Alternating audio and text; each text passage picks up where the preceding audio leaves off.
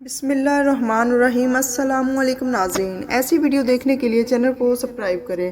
اللہ تعالیٰ نے انسان کی رہنمائی کے لیے 1,24,000 پیغمبر کو مبعوث فرمایا۔ اس کا سلسلہ حضرت آدم علیہ السلام سے شروع ہوا اور اس کا اختتام حضرت محمد صلی اللہ علیہ وسلم کی ذات اقدس پر ہوا۔ حضرت آدم علیہ السلام کا ذکر کیا جائے تو حضرت جبرائیل علیہ السلام کو حکم دینا وہ یاد ہوگا۔ اللہ تعالیٰ نے حضرت جبرائیل علیہ السلام کو حکم کیا کہ کرۂ ارض سے مٹی لے کر آؤ۔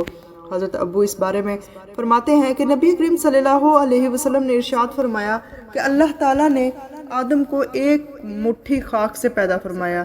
یہ مٹی تمام روئے زمین سے حاصل کی گئی تھی، اس لیے آدم علیہ السلام کی تمام نسل کے لوگ پائے جاتے ہیں۔ حضور اکرم صلی اللہ علیہ وسلم نے جب اللہ تعالیٰ نے حضرت آدم علیہ السلام کو پیدا فرمایا اور ان میں روح پھونکی تو چھینک آئی تو الحمدللہ کہا۔ پھر اللہ تعالیٰ نے فرمایا، اللہ تعالیٰ نے حضرت آدم علیہ السلام کو 4 عظیم شرف مرتبے عطا فرمائے۔ نمبر 1، اپنے ہاتھ سے پیدا فرمایا، روح پھونکی، فرشتوں کو سجدہ کرنے کا حکم دیا، اشیاء کے ناموں کے علم سے سرفراز فرمایا۔ حضرت آدم علیہ السلام کی پیدائش کا واقعہ ہے۔ حضرت آدم علیہ السلام اور حوا علیہ السلام کے بارے میں بتاتے ہیں، یوں تو جنت میں تمام آسائش نعمتیں موجود تھیں، لیکن حضرت آدم علیہ السلام تنہائی اور اجنبیت محسوس کرتے تھے۔ چنانچہ اللہ تعالیٰ نے ان کی تنہائی کا بندوبست کرتے ہوئے حضرت حوا علیہ السلام کو پیدا فرمایا۔ محمد بن اسحاق سے روایت کرتے ہیں کہ حضرت حوا علیہ السلام کو حضرت آدم علیہ السلام کی چھوٹی پسلی سے پیدا فرمایا جبکہ وہ سو رہے تھے، لیکن اس درخت کے پاس نہ جانا، جہاں سے چاہو کھاؤ، بلا ٹوک کھاؤ، لیکن اس درخت کے پاس نہ جانا تو ظالموں میں سے ہو جاؤ گے۔ روایت میں آتا ہے کہ آدم 60 سال، 100 سال یا 60 سال جنت میں رہے۔ اس عرصے میں دونوں پر جنت کے کسی بھی حصے پر جانے کی پابندی نہ تھی سوائے ایک شجر ممنوعہ کے۔ شیطان اب ان دونوں کو کھلا دشمن تھا، اب وہ اپنی سزا کا بدلہ لینے کے لیے بےقرار تھا۔ اس کی شدید خواہش تھی کہ اللہ تعالیٰ کے حکم کی خلاف ورزی کی جائے۔ شیطان نے ان دونوں کے دلوں میں وسوسہ ڈالا کہ ان کی شرمگاہیں ایک دوسرے سے پوشیدہ تھی، بے پردہ ہو جائے۔ اس نے انہیں کہا کہ تمہارے رب نے ان دونوں کو اس درخت سے اس لیے منع فرمایا کہ کہیں یہ پھل کھا کر تم فرشتے نہ بن جاؤ یا کہیں ہمیشہ زندہ رہنے والوں سے نہ ہو جاؤ۔ شیطان کی ان باتوں نے حضرت حوا علیہ السلام کو سوچنے پر مجبور کر دیا۔ شیطان کی مسلسل سازشیں رنگ لے آئی اور اس نے حضرت حوا علیہ السلام کو پھل کھانے پر مجبور کر دیا۔ ایک حضرت حوا علیہ السلام نے حضرت آدم علیہ السلام کو کہا کہ ہم شجر ممنوعہ کا ذرا سا پھل کھا کر دیکھتے ہیں۔ شروع میں حضرت آدم علیہ السلام اس کے لیے قطعی طور پر تیار نہ تھے، پھر حضرت حوا کے مسلسل اصرار پر تیار ہو گئے۔ ابھی ان دونوں کو پوری طرح پھل چکھا ہی نہ تھا کہ ان کی سترگاہیں ایک دوسرے پر عیاں ہو گئی۔ اس پر دونوں بدحواسی اور پریشانی میں جنت کے درخت کے پتوں کو توڑ توڑ کر اپنے بدن پر چھپانے لگے۔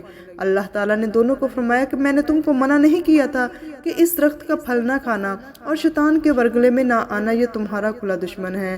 دونوں نے جب اللہ تعالیٰ کی پکار سنی، مارے خوف الہی کے کانپ اٹھے، نہایت عاجزی سے اپنے خطا پر نادم شرمندہ ہوئے۔ خدا بندی نے عرض کیا، اے ہمارے رب، ہم دونوں سے غلطی ہو گئی تو ہم پر رحم و کرم نہ کیا، معاف نہ کیا، ہم برباد ہو جائیں گے۔ اللہ تعالیٰ نے فرمایا، تم دونوں ایک خاص مدت تک زمین پر رہو گے جہاں تم ایک دوسرے کے دشمن ہوگے، یہاں پر رہو گے اور اسی میں پیدا ہونا ہے۔ چنانچہ دونوں کو زمین کی طرف روانہ کر دیا گیا۔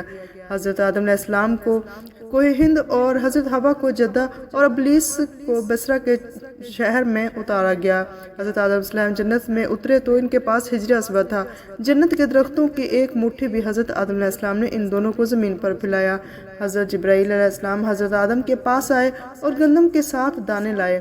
حضرت آدم نے پوچھا، یہ اس درخت کا پھل جس سے آپ کو روکا گیا تھا لیکن آپ نے تناول کر دیا؟ دانے اس دنیا کے تمام دانوں میں لاکھ درجے زیادہ تھے اور دانے اگے اور حضرت آدم علیہ السلام نے فصل کاٹی، پھر دانوں کو بوسے سے الگ کیا، صفائی کی، آٹا گوندا اور روٹی پکائی، پھر محنت و مشقت کے بعد کھانا کھایا۔ آج کا سوال یہ ہے کہ حضرت حوا کتنی بار حاملہ ہوئی اور کتنے بچوں کو انہوں نے جنم دیا؟ اما حوا کے بارے میں یہ بات آتی ہے، وہ 20 بار حاملہ ہوئی اور 40 بچوں کو جنم دیا۔ آپ کی وفات آدم کے 1 سال بعد ہوئی اور انہیں ان کے سپرد کیا گیا۔ حوا کے خلاف بارے میں آتا ہے، بعض نے کہا کہ حوا جدہ میں اتری اور وہیں دفن ہوئی۔ اب ان تمام تر واقعات میں سچائی اور حقیقت و تاریخ کے ماہرین وہی بتا سکتے ہیں، لیکن تمام تر چیزیں جو کہ حقیقت کے قریب ترین اور مختلف روایات میں ہیں۔